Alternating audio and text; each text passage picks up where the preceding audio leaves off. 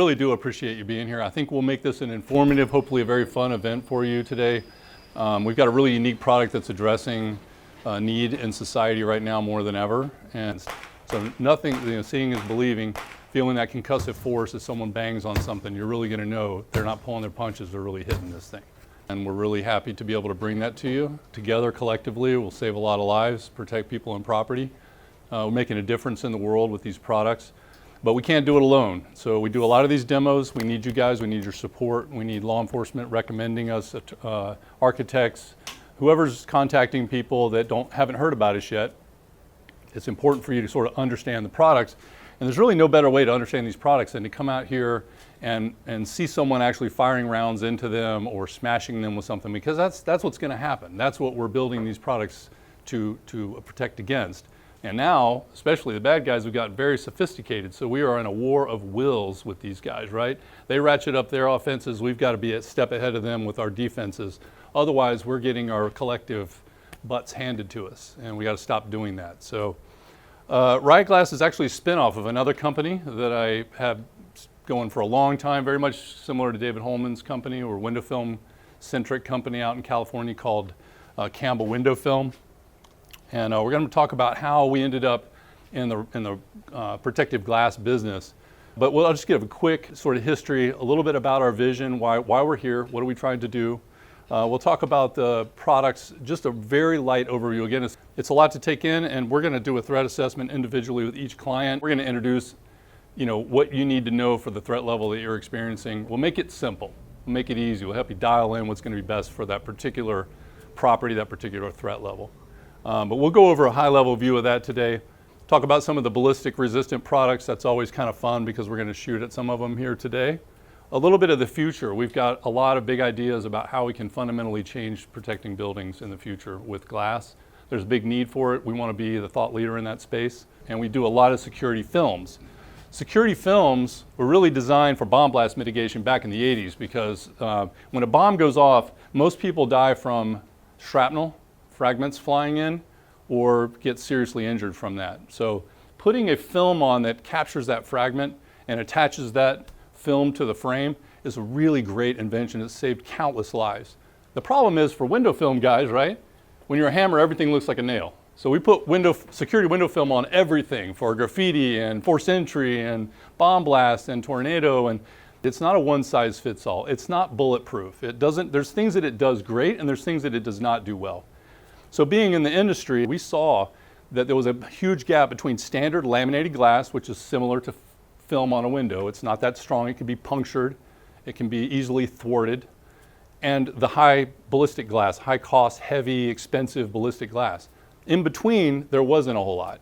And we needed something that was lightweight, efficient, easy to install, could be mobilized anywhere in the country, shipped easily, installed easily. So I kind of went through my problem there. The problem was there wasn't anything in that category.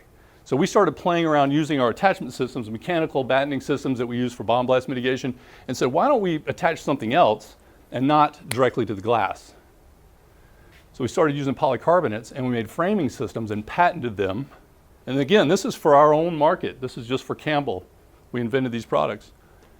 Something that was completely invisible. So if you don't want the look of a barrier like a roll down shutter or scissor gates, you want to keep a nice open look and not look like an armed camp like schools.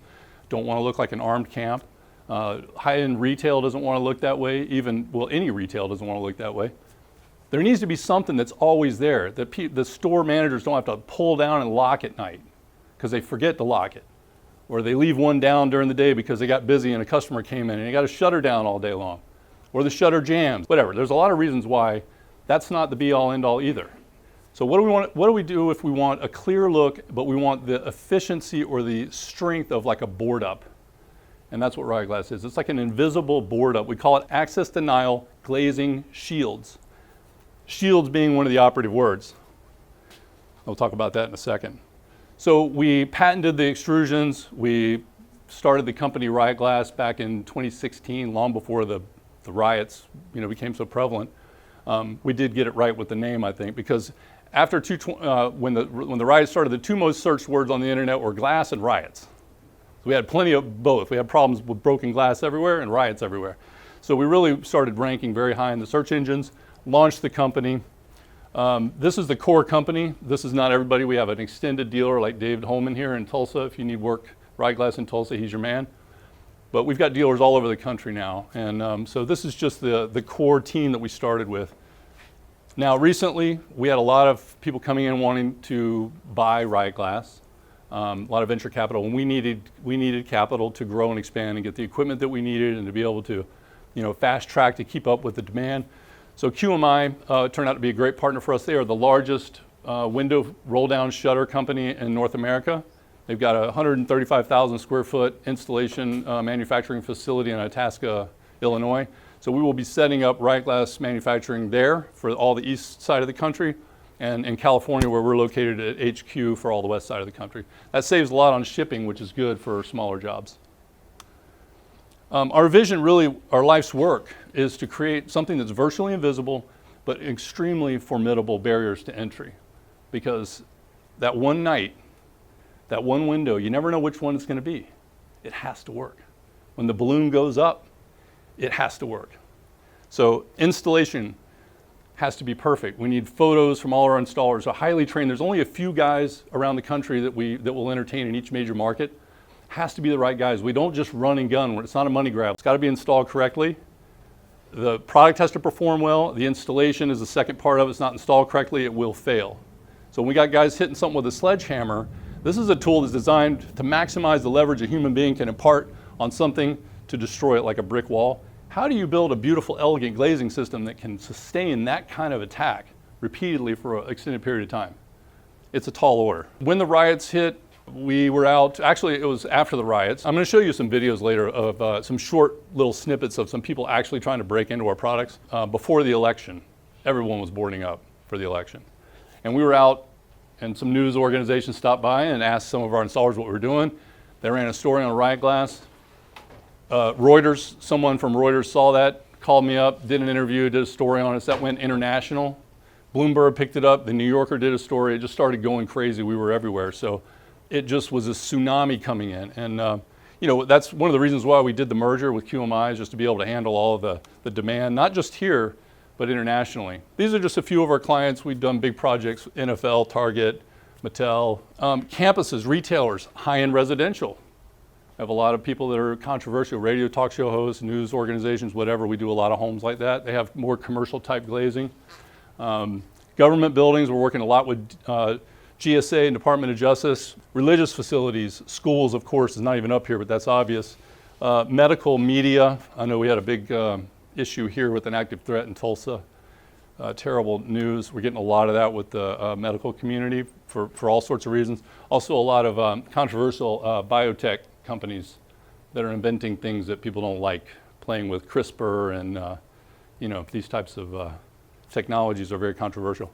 Burglary, hurricane, human impact for psychiatric facilities. We've done whole hospitals for people that want to hurl themselves through windows or use glass to hurt themselves. This is a great product for that. Blast mitigation, obvious ones are looting, rioting, and active threats. The original idea behind this was to, and you'll see in some of our videos, we're not going to show you everything today, but if you take our AP25, it's a thin, lightweight system that can be installed on any window, any door. Doesn't change the way the door swings. You don't have to change the closers. You don't have to change the hinges or anything. You just put it on the window. If someone does shoot that window, tempered glass breaks into little tiny cubes, pop, I'm in the building. Just like that. Faster than I can turn the key and walk in. So tempered glass is there for safety, so it saves lives. You won't get an arterial bleed from a little cube of glass, but safety and panic egress hardware to get out of buildings in a fire, those two safety things are great. They saved a lot of lives, but for security, they're terrible. Because the guy can pop the window, reach in, even if it's laminated glass, punch through, reach his hand through. It's called a contraband breach. Open the panic egress hardware, because the doors are always unlocked. They're locked from the outside, but inside you can get out into fire. So we have to make it to where someone can't punch through and get their hand in there. This is AP25. This is what it looks like. It's virtually invisible. You can't see, you would never know there's anything on there. But if you walked up and threw a rock at that, even a pretty, cantaloupe-sized rock, it just bounces off. Now the regular OEM glazing is behind it, so we haven't changed the glazing, we haven't taken out the framing, we haven't done any of that. We've just applied this system to the front of the window, and it acts as a access denial glazing shield. So we're protecting the glass. So We're trying to break that cycle of broken window, board up, wait for the glass to come so you have a board up for an extended period of time. Glass comes in, gets broken again, lather, rinse, repeat, right? This is a problem that a lot of our retail friends are having, and they're tired of it. The cost is about equal to one board up. So if there's a big event coming up, you're worried about civil unrest, you go to board up your whole storefront and then subsequently afterwards remove it. The cost of that board up and removal is about what it costs to put this up once. It's always there, it's always functioning. You don't have to turn it off, turn it on, maintain it. There's really nothing to it. So it's been a very, very popular product. We're doing rollouts for retail where we'll go across the country and do hundreds and hundreds of stores. A lot of times it's used in conjunction with roll down shutters, because roll down shutters, the glass still gets broken and then they bang up the shutter. So you got broken glass and a broken shutter. So sometimes they'll use shutter on the inside for extra redundant protection and to get that look of a formidable barrier. Don't even try it, right? Put that in front of our store. And certain stores, retailers will do that. They want that. So just go to a weaker target. But they'll break in anyway. So then you want to protect your glass and your shutter. And Riot Glass does that. So sometimes people will put ballistic glazing and they'll put AP25 over it just to protect the glass itself from, it could be a $6,000, $7,000, $8,000 piece of glass. We have some retailers with giant oversized windows, $50,000 every time a window's broken. So that gets real expensive. This is an all glass door that we created. And this is great because a lot of people, again, they want that high-end elegant look. You got a jewelry store or something, you want that look. So we don't want to change we don't want to all live in like something that looks like a prison just because the bad guys are out of control. We still want to have our elegant, open, daylight harvesting, that nice feel that we want. The line is hot, fire.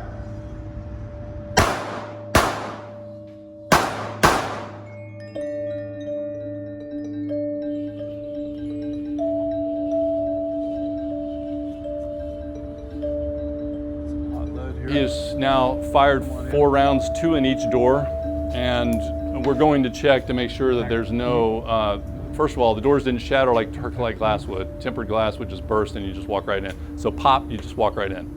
No With this, pop, pop, pop, pop. Each door has 2 rounds in it, no penetration. And bang it with a sledgehammer. We have throw bolts on the top and bottom, so it's in there. This is the basic assembly. The blue area on this one is your OEM glass, or your standard storefront primary glazing, and our system mounts on the front. Here's one, we call that the surface mount because it's mounted on the surface of that. And then here is the full frame, which mounts up on the top, and it does not really intrude into the sight line very much. A lot of people say, oh, I don't want anything intruding into my sight line. Well, it doesn't, appreciably. No one would know it was there. Our Gen 2 is coming out right now. We're really excited about it. What does Gen 2 do? I mean, we're talking about lives, and the only thing between the bad guy and something really terrible happening is this product. So it has to be done right every time. The sort of special sauce of what we do is highly absorptive gaskets, which prevents the weak point, which would be the aluminum, the fasteners getting elongated holes and lifting out and pulling away, things like that. So it's all about absorbing that kinetic energy, so we can just wail on it and it's basically just shock absorbing it. The insulating glass units have we call it the attack side is unbreakable, and the safe side can be any glass you want. So we can put low iron for retail, which is really clear, doesn't have that green look to it. What that means to you if you're a high-end retailer is I can see in your store better. It's a very nice look. So we can make our IGUs with low iron, low E, tempered annealed heat strength, and whatever you want. Schools are going with mirror a lot of times. I know there's controversy over that. Well, the sniper guys want to see in, but we don't want the bad guys to know which rooms are populated, so there's kind of an argument there. But usually, and I'll show you some statistics here, 60% of all active threats are over before police arrive anyway. That's kind of the nature of them. Get in quick, do a lot of damage, get out or kill yourself or whatever they do, right? So we need to get ahead of that. What's that experience going to be like for the bad guy right when he arrives, before anybody's there? This is a pressure and temperature balanced system.